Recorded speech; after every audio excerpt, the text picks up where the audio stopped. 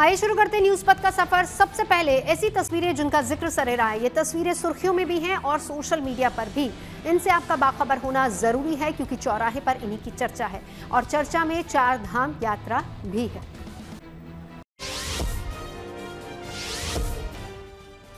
उत्तराखंड के राज्यपाल lieutenant general Gurmeet Singh Badrinath पहुंचे, जहां उन्होंने भगवान बद्री विशाल के दर्शन कर पूजा अर्चना की। एक दिन पहले रविवार को ही बद्रीनाथ धाम के कपाट खुले हैं। इसको लेकर श्रद्धालुओं के लिए कई इंतजाम किए गए हैं। इस बार बद्रीनाथ यात्रा में ऑफलाइन रजिस्ट्रेशन सिस्टम भी रखा गया है। गौचर और पांडुकेश्वर में यात्रियों के ऑफलाइन रजिस्ट्रेशन करवाए जा रहे हैं। पहले दिन यहाँ करीब 23,000 से ज्यादा श्रद्धालुओं ने दर्शन किए, तो वहीं सोमवार को भी बद्रीनाथ धाम में दिन भर तीर्थयात्रियों का जमावड़ा देखने को मिला। उत्तराखंड के उत्तरकाशी में भारी बारिश के बाद कुछ वीडियो सोशल मीडिया पर वायरल हो गए। इनमें सड़क पर लगाए गए प्लास्टिक के बैरियर पानी में बहते नजर आए। ये तस्वीरें यमुनोत्री नेशनल हाईवे की हैं। हालांकि कुछ समय बाद स्थिति सामान्य हो गई, लेकिन मौसम विभाग ने बुधवार और गुरुवार को उत्तरकाशी के लिए रेड अलर्ट जारी किया है। वहीं आज से 8 तारीख तक नैनीताल, उधम सिंह नगर, देहरादून, चमोली, पौड़ी के लिए ऑरेंज अलर्ट है। साथ ही 4 धाम यात्रियों से भी संभल कर यात्रा करने को कहा गया है। उन्हें नदी किनारे जाने से बचने की सलाह दी गई है। तमिलनाडु में डीएमके की एक रैली के दौरान बड़ा हादसा टल गया। दरअसल वहां लाइट का एक खंभा सीधे मंच पर पोडियम पर आ गिरा। हालांकि राहत की बात यह रही कि इस दौरान वहां बोल रहे डीएमके नेता ए राजा और दूसरे नेता तुरंत पीछे हट गए।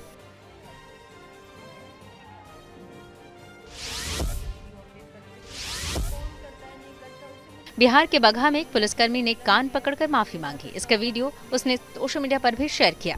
दरअसल वो वर्दी में अपने वीडियो बनाते हुए सोशल मीडिया पर शेयर करती थी, लेकिन पुलिस विभाग ने उन्हें सस्पेंड कर दिया और जांच के आदेश दिए। लिहाजा अब अपनी सफाई में सिपाही ने कहा कि वो मिडिल क्लास परिवार से है और उनका मकसद बस इतना था कि पुलिस में आने के बाद युवाओं को मोटिवेट कर सकें। साथ ही सिपाही ने माफी मांगी और कहा कि वो अब कभी वर्दी में वीडियो नहीं बनाएंगी। उत्तराखंड के हरिद्वार में एक अजगर का वीडियो चर्चा में आ गया। दरअसल ये अजगर वहां एक रत्न और शंखों की दुकान के काउंटर में घुस गया था। हालांकि कहा जा रहा है कि दुकानदार को इस अजगर के आने का पता नहीं चला। फिर जैसे ही दुकान में ग्राहक पहुंचे और दुकानदार उन्हें सामान दिखाने लगा, तभी उसकी नजर अजगर पर पड़ी और ये देखकर दुकान में मौजूद सभी लोग सन्न रह गए। इसके बाद आनन फानन में इसकी सूचना वन विभाग को दी गई। सूचना मिलने पर पहुंची वन विभाग की टीम ने इस अजगर को पकड़कर जंगल में छोड़ दिया। बताया गया कि अजगर करीब 6 फीट का था।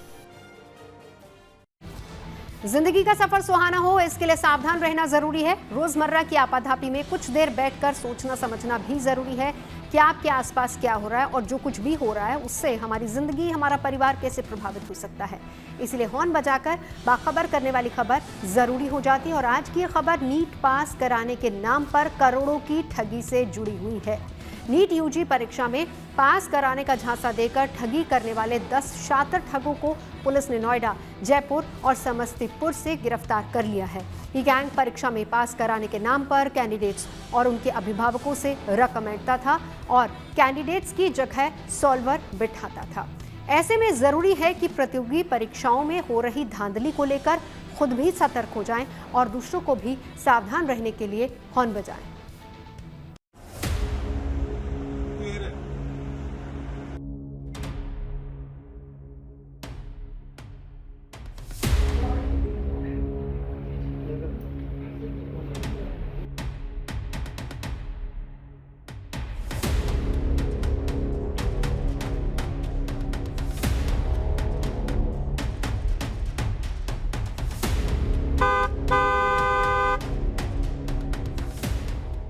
देश के अलग अलग शहरों में नीट एग्जाम में डमी कैंडिडेट के जरिए परीक्षा दिलाने वाले गिरोह का पर्दाफाश हुआ है।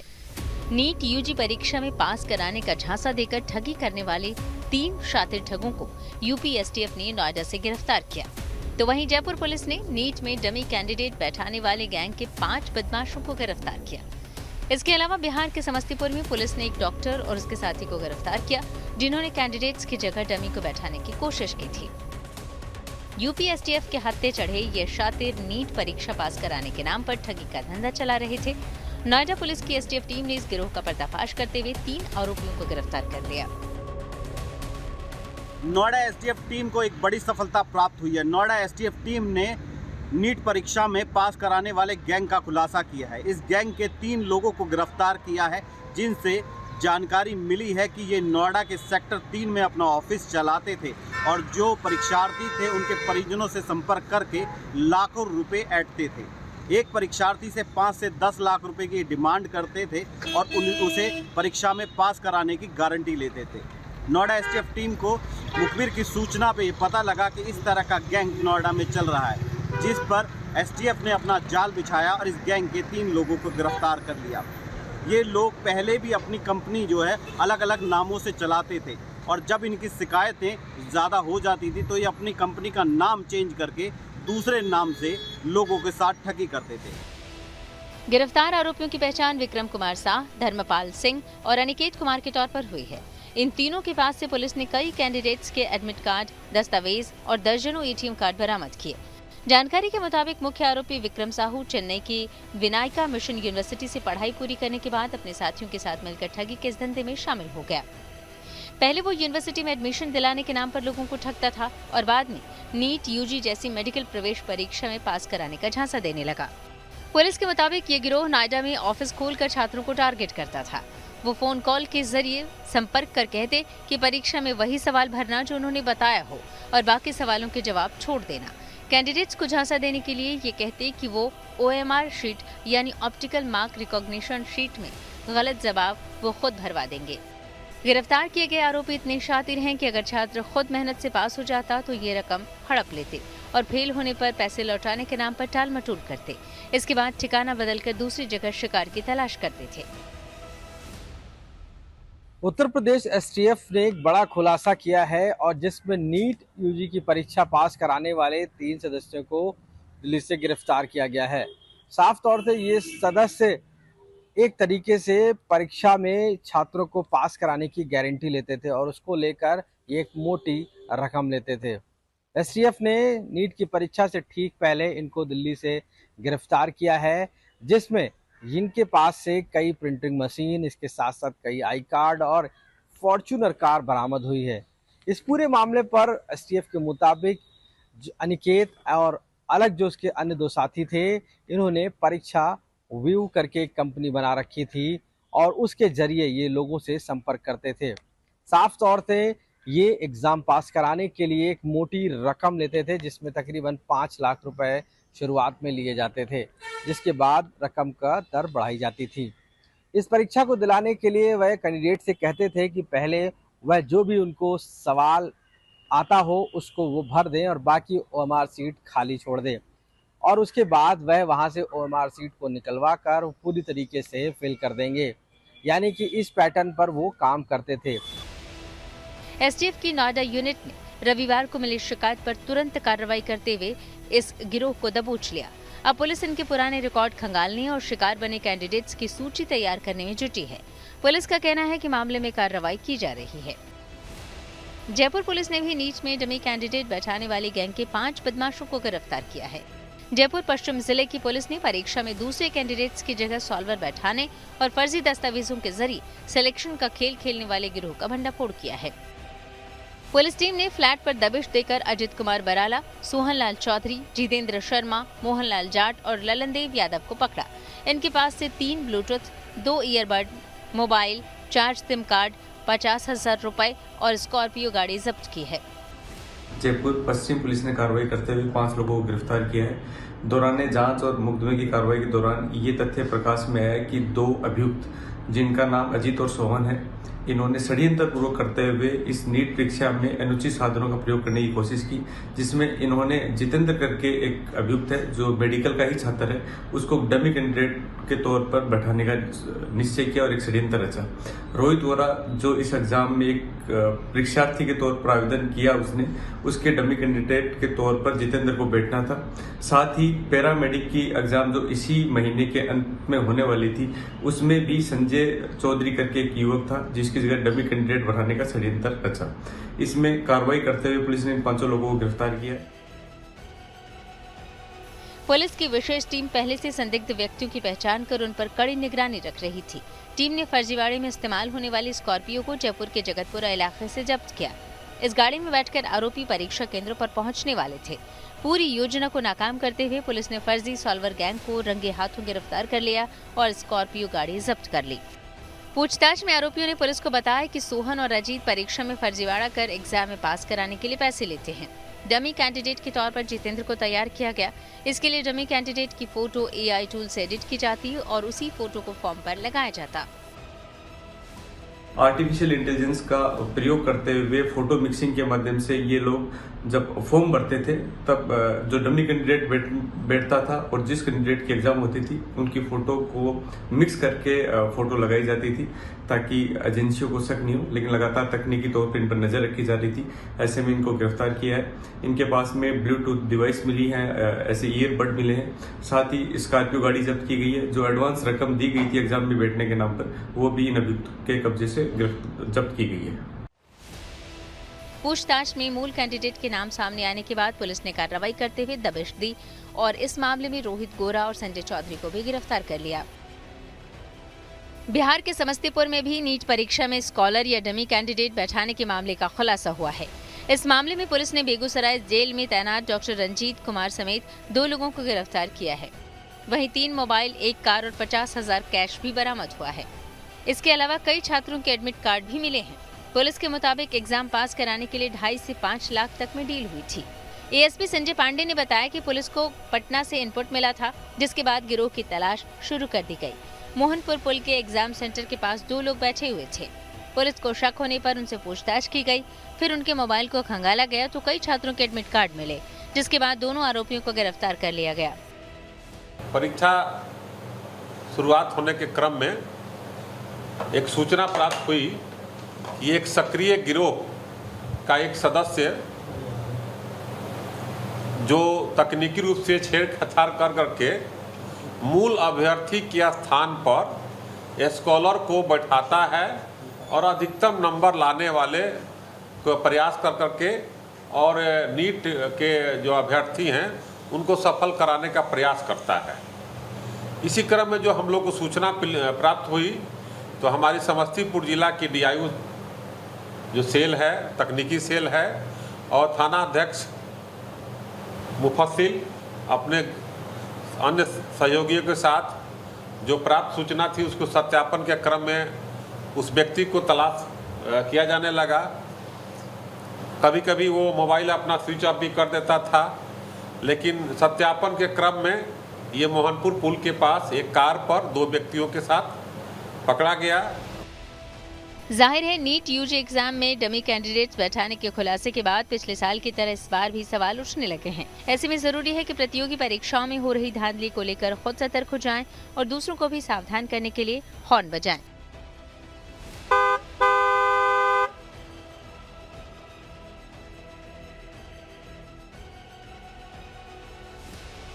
समस्तीपुर से जहांगीर आलम, नोएडा से भूपेंद्र चौधरी के साथ जयपुर से Sharad Kumar, good news today. गृह मंत्रालय का सभी राज्यों को निर्देश, 7 मई को सिविल डिफेंस की मॉक ड्रिल करने के लिए कहा। हवाई हमले के हालात में सायरन को लेकर भी अलर्ट की तैयारी। चलते हैं न्यूज एक्सप्रेस वे पर, जहां देश भर की कुछ और जरूरी खबरें मौजूद हैं।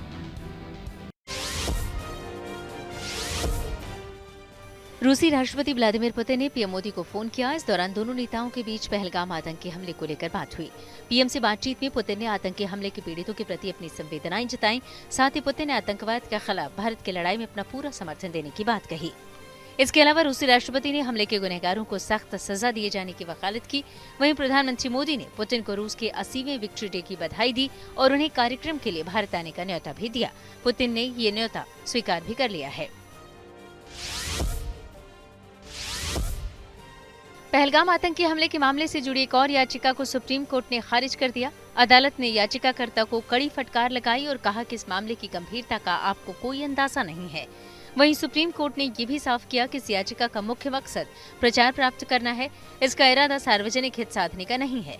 इससे पहले इस याचिका के जरिए पहलगाम हमले का हवाला देते हुए अमरनाथ यात्रियों की सुरक्षा के लिए जरूरी कदम उठाने के लिए जरूरी निर्देश जारी किए जाने की मांग की गई थी।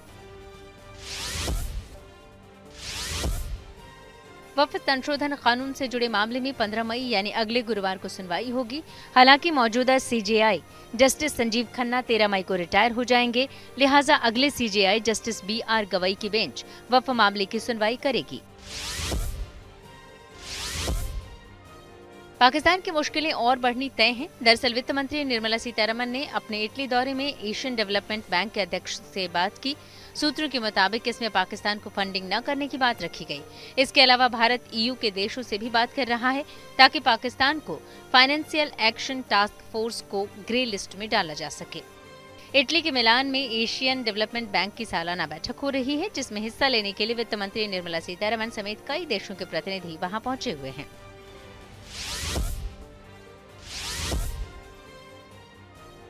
सुप्रीम कोर्ट ने लाल किले का मालिकाना हक देने की मांग से जुड़ी याचिका खारिज कर दी।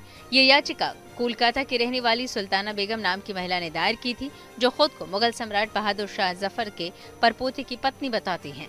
सुल्ताना बेगम ने खुद को बहादुर शाह जफर का कानूनी उत्तराधिकारी होने का दावा किया था और याचिका में मांग की थी कि राजधानी दिल्ली में मौजूद लाल किले पर उन्हें कब्जा दिया जाए, क्योंकि ये उनके पुरखों का बनाया हुआ है। लेकिन अदालत ने ये अर्जी बेतुकी करार दी। खबरों के एक्सप्रेसवे से आगे रुक करते हैं सियासी ढाबे का, जहां आज की सबसे दिलचस्प खबर मौजूद है।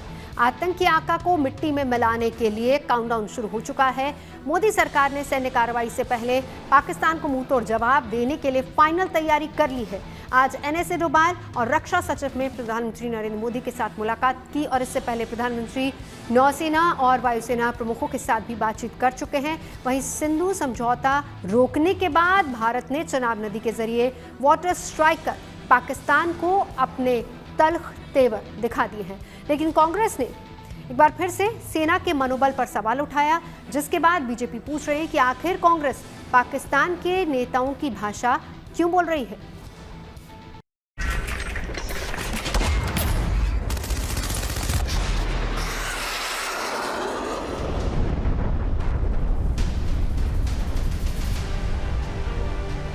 मोदी सरकार सैन्य कार्रवाई से पहले पाकिस्तान को घेरने के लिए कूटनीतिक फैसलों के तहत उसे तिल तिल मारने का मन बना चुकी है। पहले सिंधु समझौते पर रोक, उसके बाद चिनाब पर वाटर स्ट्राइक कर भारत ने अपने तल्ख तेवर दिखा दिए हैं। पहलगाम टेरर अटैक के बाद इंडस वाटर ट्रीटी को सस्पेंड किया गया था, उसके जो असरात हैं वो इस वक्त हमें जमीन पे देखने को मिल रहे हैं। अभी हम रामबन चिनाब के किनारे पर हैं, जिसमें चंद्रकोट डैम जो है, बगलियार डैम जिसपे तामीर हुआ है, उसके आज सभी गेट जो है वो बंद कर लिए गए हैं। और यहाँ पे आप देख सकते हैं जो पानी का फ्लो है वो कितना कम होके रह गया है। इसकी अगर हम बात करें, दरियाई चिनाब का फ्लो जो है वो बिल्कुल, ये जो आपको साइड से पत्थर दिख रहे हैं, यहाँ से ये जो चिनाब का फ्लो है वो होता था।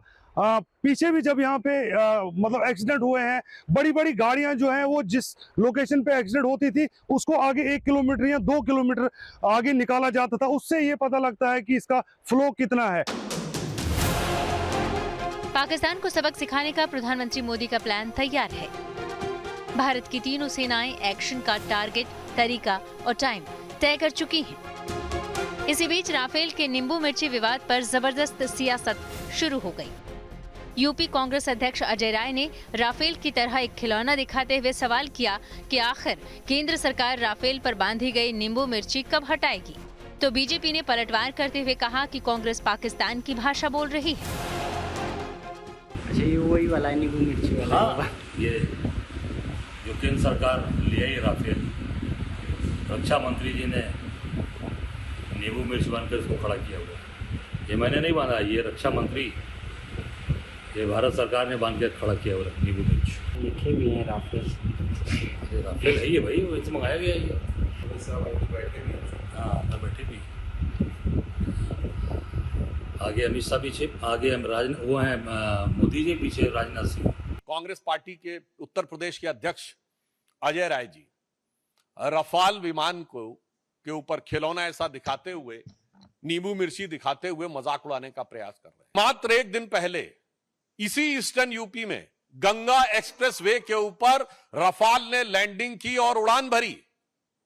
यानी ये सीधा संदेश था पाकिस्तान और हमारे देश के दुश्मनों को, और उसी क्षेत्र में, उसी गंगा के किनारे बैठकर कांग्रेस पार्टी का प्रदेश अध्यक्ष उसी रफाल विमान का मजाक उड़ा रहा है। इससे साफ हो जाता है कि कांग्रेस की मानसिकता क्या है। अजय राय के बयान पर कांग्रेस पहलगाम हमले को लेकर एक बार फिर बैकफुट पर आ गई है, क्योंकि पार्टी व्हिप जारी करके बेतुके बयान देने से बचने की नसीहत दे चुकी है। इस मामले में कांग्रेस का अधिकृत बयान है कि वो आतंकवाद के खिलाफ मोदी सरकार के साथ है, पर शायद कांग्रेस नेता न राहुल गांधी की बात सुन रहे हैं और न ही अपने अध्यक्ष मल्लिकार्जुन खड़गे को। हालांकि सीनियर नेताओं से फटकार के बाद अजय राय ने अपने बयान पर सफाई दी।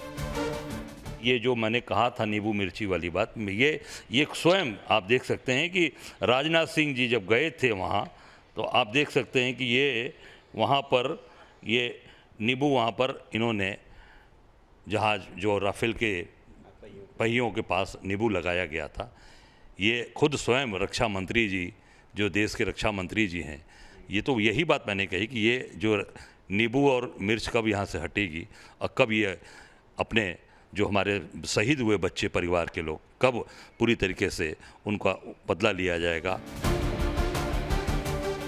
असल में विपक्ष की परेशानी ये है कि वो सरकार को घेरना चाहते हैं, पर आतंकी हमले के मुद्दे पर साथ देते हुए दिखना भी है। इसलिए विपक्ष के नेता खुलकर कुछ बोल नहीं पा रहे। इसलिए अब कांग्रेस के अलावा दूसरी पार्टियां भी सरकार से बदले की टाइमलाइन मांग रही है। देखिए, कांग्रेस हमेशा से ही सेना और सेना की शक्ति का अपमान करती रही है और कांग्रेस का यही सच एक बार फिर से दिखा है। देश के लोग समय आने पर इनको जवाब देंगे। 13वीं हो गई ना, कल 13वीं हो गई है और हम लोग इंतज़ार कर रहे हैं कि कब करारा जवाब दिया जाएगा। देश चाहता है कि करारा जवाब मिले। अगर डिफेंस मिनिस्टर अभी भी ये बात करते हैं कि करारा जवाब मिलेगा तो हम इंतज़ार करेंगे, और जब इस प्रकार का करारा जवाब देने का दिन आ जाएगा तो हम डेफिनेटली सरकार के साथ खड़े रहेंगे। इस बीच आतंकी हमले के 13 दिन बाद पीडीपी चीफ महबूबा मुफ्ती पहलगाम पहुंची। उन्होंने पहलगाम के लोगों से मुलाकात कर उनका हौसला बढ़ाया। सियासत के अलावा भी हलचल काफी है। प्रधानमंत्री मोदी ने रक्षा सचिव के साथ अहम बैठक की है। दूसरी तरफ सरहद पार पाकिस्तान ने जमीन से जमीन पर मार करने वाली फतेह सीरीज की मिसाइलों का परीक्षण किया। फिलहाल दोनों देशों में एक्शन से ज्यादा एक्शन के तेवर दिख रहे हैं। हालात ऐसे बने हुए हैं कि कब क्या होगा कुछ कहा नहीं जा सकता। सीमा के दोनों ओर लोगों में बेचैनी है और ये अनिश्चितता कब तक बनी रहेगी फिलहाल कहा नहीं जा सकता। Bureau report, good news today. News पथ पर आगे धन बाजार, जहां शेयर बाजार से लेकर कारोबार तक की सभी अहम खबरें मौजूद हैं। इसका सीधा रिश्ता आपकी आमदनी और जेब से है। तेज रफ्तार खबरों के बीच ये जरूरी खबरें छूट ना जाए, इसीलिए चलिए धन बाजार की खबर ले आए।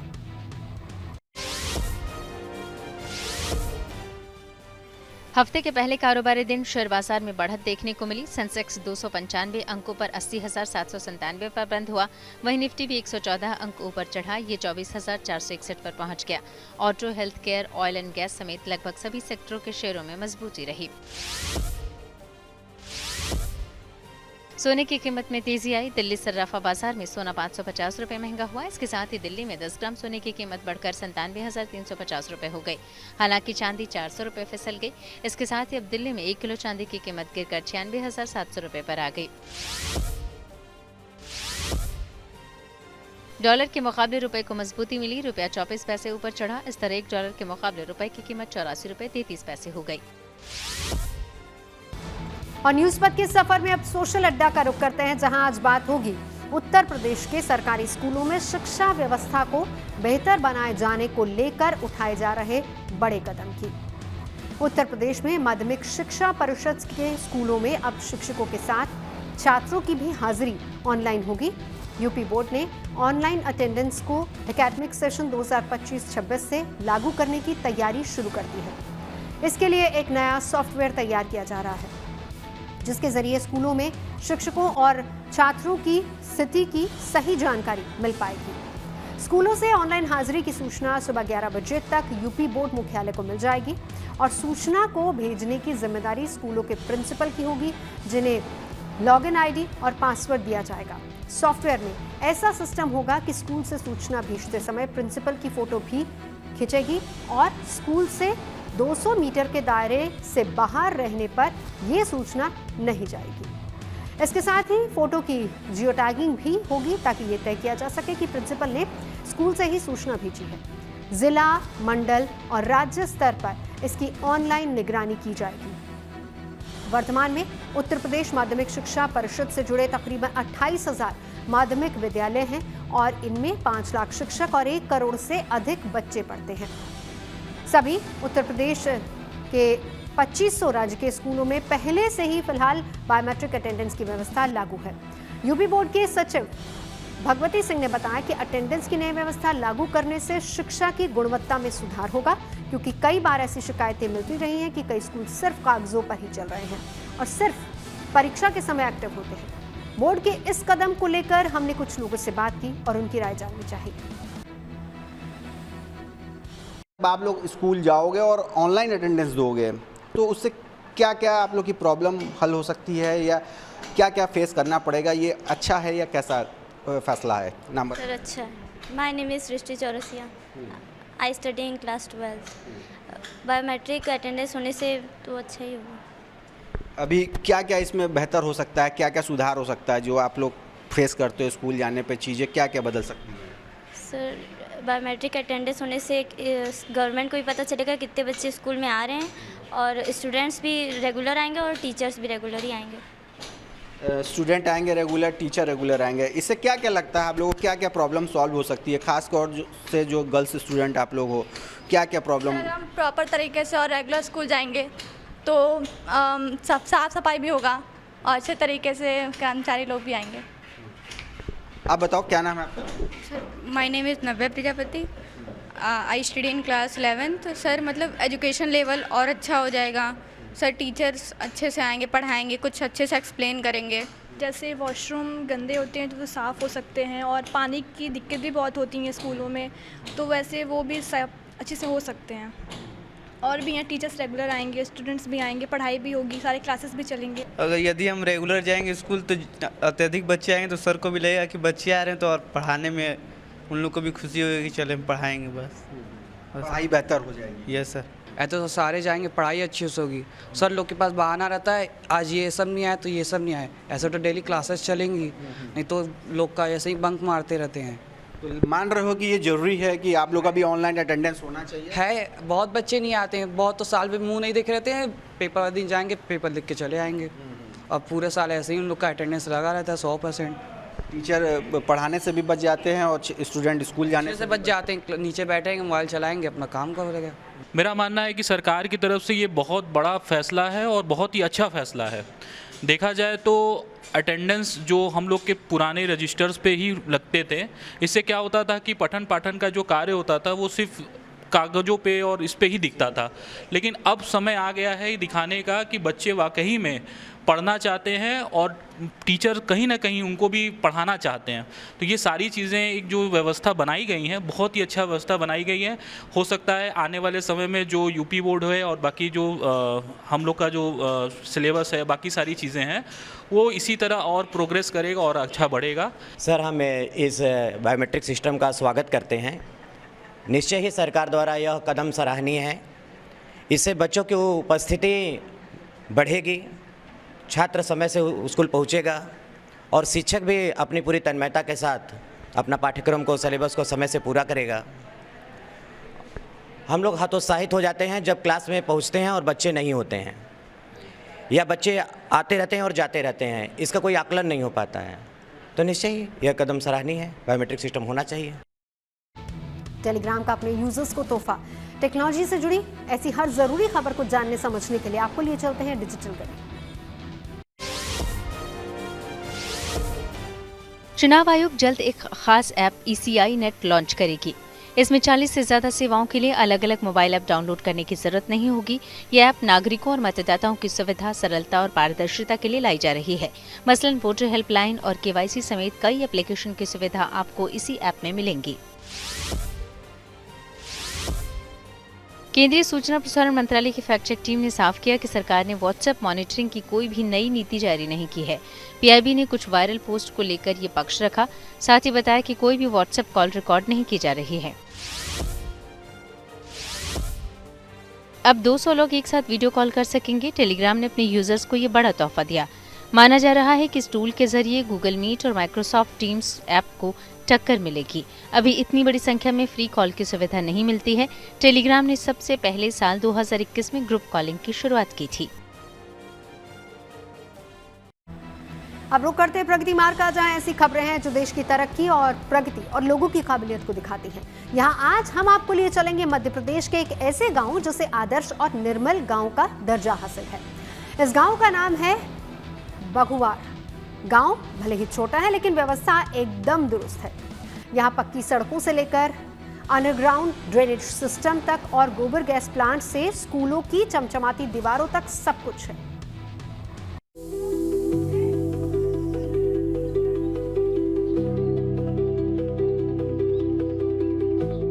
ये शानदार इमारत, ये लहलहाते दरख्त, ये चौड़ी सड़कें, ये स्वच्छ आबो हवा, चौक चौराहों पर ये हरे भरे पौधे और दीवारों पर सामान्य ज्ञान। ये कोई मॉडल शहर नहीं बल्कि वो आदर्श गांव है जिसकी चर्चा आज हर तरफ हो रही है। मध्य प्रदेश के नरसिंहपुर जिले का एक छोटा सा गांव, नाम है बघुआर। गांव भले ही छोटा हो लेकिन इसके सपने बड़े हैं। हमारी बाइक लेने, और आप अगर कहूँ हमारे गांव में जाएं निकल के, तो आपको कहीं ना तो पानी बहता मिलेगा, चौड़ी सड़कें हैं हमारे पूरे गांव में आपको सीसी रोड मिलेगी। तो ये सारी व्यवस्था हमारे गांव को एक दूसरे गांव से बहुत बेहतर बनाती है। और इसमें पानी की समस्या नहीं, हर घर पानी है और पहुंचा रहा है, हम लोग पहुंचा रहे हैं, उसकी व्यवस्था देख रहे हैं कि भाई हर घर में पानी जा रहा है कि मतलब व्यवस्थित नहीं जा रहा है। सबके लिए पानी की व्यवस्था है। गांव में पूरे में आपको सफाई मिलेगी, हर घर के सामने आपको सफाई मिलेगी। जैसे मान लो कर्मचारी नहीं भी आ रहे हैं जो मतलब पंचायत द्वारा, तो घर जैसे हमारा घर है तो हमारे घर की जो रोड है सामने, उसकी हमारी जिम्मेदारी है। हम उसको साफ करते हैं ते में दूसरे को बुरा ना लगे या निकलते समय उसको बुरा ना लगे। ये विशेषता है हमारे गांव। बघुआर गांव किसी सपने के गांव से कम नहीं है, जहां पक्की सड़कें और अंडरग्राउंड ड्रेनेज सिस्टम गांव की खूबसूरती में चार चांद लगा रहे हैं। वाटर रिचार्जिंग के लिए 3 हैं जिनमें आज भी पानी कम नहीं हुई है। पानी के लिए तो हमारे जो बुजुर्गों ने इतना काम कर दिया है कि उसमें हम लोगों को अभी चिंता करने की तो शायद जरूरत नहीं है, क्योंकि 3 जो हमारे यहाँ डैम बने हैं उनसे हमारे माने अभी तो ये व्यवस्था है कि 30 फुट पानी है। तो हम लोगों को अभी तो उसकी कोई चिंता नहीं है पानी के विषय में। अंडरग्राउंड पूरे में अंडरग्राउंड नालियां हैं। गांव का मंगल भवन हो या अंबेडकर भवन, सब इस गांव में सामूहिक कार्यक्रमों के लिए बखूबी तैयार किए गए हैं। गांव की दीवारें सामान्य ज्ञान से लेकर स्वास्थ्य संबंधी जानकारी परोसती हुई दिखाई देती हैं। गांव में गोबर गैस प्लांट से लेकर अंडरग्राउंड ड्रेनेज सिस्टम तक किसी बड़े शहर की तरह एकदम दुरुस्त है। गांव की सड़कें हैं, अंडरग्राउंड नालियां बनी हैं और अभी हम बना भी रहे हैं। और अब हमारे मंत्री जी ने एक गांव का नाला दिया 50-60 लाख का। अनेक गांव की विशेषता है कि अभी भी जो हमारे गांव में चित्र बने हैं, स्कूल में भी हैं, जो हम देखते थे पढ़ते थे उसी स्कूल में, और आज हम उसकी कल्पना भी नहीं कर पा रहे हैं और आज हम उसको संभाल रहे हैं। हमको जो दायित्व मिला है, तो जैसे चित्र हमने पढ़ते समय देखे आज भी वही चित्र हैं। हमारे यहाँ ये नहीं है कि कुछ भी कोई कर दे, सब बिल्कुल आज उन्हें पत्तल भी नहीं तोड़ते हैं। गांव के सरकारी स्कूल की इमारत किसी प्राइवेट स्कूल से कम नहीं लगती है और सिर्फ इमारत ही नहीं बल्कि स्कूल परिसर को जिस तरह से हरा भरा बनाया गया है वो काबिले तारीफ है। गांव की शिक्षा व्यवस्था बहुत ही अच्छी है। यहाँ के टीचर्स और सरपंच महोदय और यहाँ के गांव के सभी लोग, और यहाँ पे एक फ्री ऑफ कॉस्ट पुस्तकालय भी हमारे गांव में जो पंचायत द्वारा व्यवस्थित किया गया है। तो वहाँ पे अपन लोग पुस्तकालय में जैसे अपन बिना पैसों के भी अगर कोई बच्चा इच्छुक है पढ़ने के लिए तो वो यहाँ पे पढ़ सकता है, और मतलब फुल फैसिलिटी है। पुस्तकालय में भी अपन बैठ के पढ़ सकते हैं, कोई डिस्टर्बेंस नहीं है। हमारा गाँव बहुत ही स्वच्छ है, मतलब कोई भी गंदगी नहीं है यहाँ पे। समय समय पर सफाइयाँ भी की जाती हैं। और आप सब तो जानते ही है निर्मल ग्राम बघुआर है, तो वो निर्मल ग्राम इसलिए है क्योंकि वो एक्चुअल में निर्मल है। चमचमाते रोड, हरे भरे पेड़, स्कूल, चमचमाता ग्राम पंचायत दफ्तर, गोबर गैस प्लांट, चौड़ी सड़क, अंडरग्राउंड ड्रेनेज, मानस भवन और संदेश देती उसकी दीवारें और भी बहुत कुछ। ये सब अचानक नहीं हुआ है, बल्कि इसके पीछे वर्षों की लगन और आदर्श गांव का वो सपना है जो इस गांव के बड़े बुजुर्गों ने मिलजुल कर देखा था। आज वो सपना हकीकत में तब्दील हो चुका है। अंडरग्राउंड ड्रेनेज सिस्टम है, सड़कें हैं, चारों तरफ स्ट्रीट लाइट्स लगे हुए हैं, और जितनी भी गवर्नमेंट बॉडीज की बात है तो हमारे यहाँ सारी बहुत अच्छी सुचारू संस्थाएं अभी भी सुचारू रूप में हैं, जैसे कि स्कूल हो गया। ग्राम उदय से भारत उदय के विजन का सपना कभी महात्मा गांधी ने देश को दिखाया था और इसी विजन को लेकर मध्य प्रदेश के ये गांव आगे बढ़ रहा है। इसीलिए इस गांव को कहा जाता है आदर्श गांव। Bureau report, good news today. और न्यूज पथ में मेरे यानी नवजोत रंधावा के साथ अभी के लिए बस इतना ही। देश और दुनिया की तमाम अच्छी खबरों के लिए आप देखते रहिए गुड न्यूज टुडे।